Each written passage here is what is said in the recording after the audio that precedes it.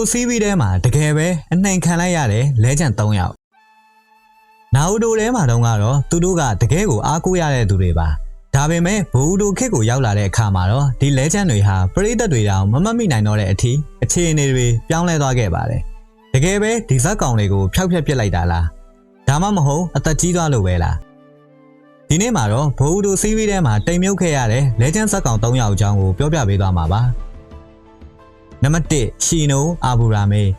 ပထမဆုံးတစ်ယောက်ကတော့ရှီနိုပါနာရူတိုထဲမှာတော့ကရှီနိုဟာအေးဆက်ဆက်နဲ့အရန်ကိုလှုပ်ဝက်ဆန်းပြတဲ့ဇက်ကောင်ပါဘလူးနဲ့ပဲတိုက်တိုင်းအမြဲတမ်းအကွက်စိတ်စိတ်နဲ့နိုင်လေးရှိပြီးသူ့ရဲ့အင်းဆက်တွေကလည်းကြောက်စရာကောင်းလာပါတယ်ဒါပေမဲ့ဘူဒိုထဲမှာတော့ရှီနိုဟာအရင်က fight တွေတခုမှမရှိတော့ပဲကလေးတွေနောက်ပြောင်တာခံရတဲ့ကိုယုံကြည်မှုမရှိတော့တဲ့အကြောင်းဆရာတစ်ယောက်ဖြစ်သွားပါတယ်နံပါတ်2အန်ကိုမီတာရာရှိဒုတိယတစ်ယောက်ကတော့အန်ကိုပါသူကတော့ပရိသတ်တွေအပြောအများဆုံးဇက်ကောင်လို့တောင်ပြောလို့ရပါတယ်အရင်ကအိုရိုချီမာရူရဲ့တပည့်ရင်းဖြစ်ခဲ့ပြီးအရန်ကိုထက်မြက်လင်မြန်လာတဲ့အန်ကိုဟာအခုတော့မုတ်စားတာပဲဝါသနာပါတယ်ဝါဖိုင်အန်ဒီဂျီပုံစံဖြစ်သွားပါတယ်ဇက်ကောင်တယောက်ကိုဒီဇိုင်းပိုင်းရရောစွမ်းရည်ပိုင်းရပါဒီလောက်ထိပြောင်းလဲပြလိုက်တာဟာအန်ကိုဖန်တွေအတွက်တော့တကယ်ကိုလက်ခံရခက်တဲ့အခြေအနေတစ်ခုဖြစ်ခဲ့ပါတယ်နံပါတ်3ရော့လီနောက်ဆုံးတယောက်ကတော့ရော့လီပါ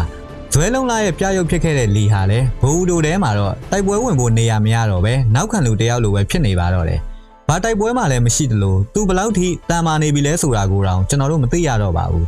မျိုးဆက်တွေအတွက်လမ်းခင်းပေးရမယ်ဆိုပေမဲ့ဒီလောက်ထိလဲကျန်းတယောက်ကိုဖျောက်ပစ်တာကတော့တကယ်ကိုစိတ်မကောင်းစရာပါ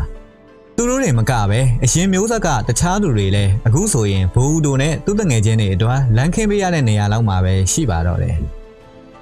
ကဲဒါဆိုရင်တင်တို့ရောဒီဇက်ကောင်တွေကဘ누구ကိုအနှိမ်ခံရဆုံးလို့ထင်လဲတကယ်ပဲဘူဒိုခက်မှာအရင်လူတွေကိုနေရာမပေးတော့တာလားကောမန့်မှာပြောပေးခဲ့ပါဦးနော်နောက်ထပ်လည်းဒီလိုမျိုးစိတ်ဝင်စားစရာအကြောင်းအရာတွေကိုတင်ဆက်ပေးသွားမှာကြောင်းဗီဒီယိုလေးကိုသဘောကျရဆိုရင်တော့ကျွန်တော်တို့ရဲ့ channel လေးကို like and subscribe လုပ်ပေးတာဖို့လည်းမမေ့ပါနဲ့ဦးဗျနောက်ဗီဒီယိုတွေမှာပြန်တွေ့ကြပါမယ် See you ပါ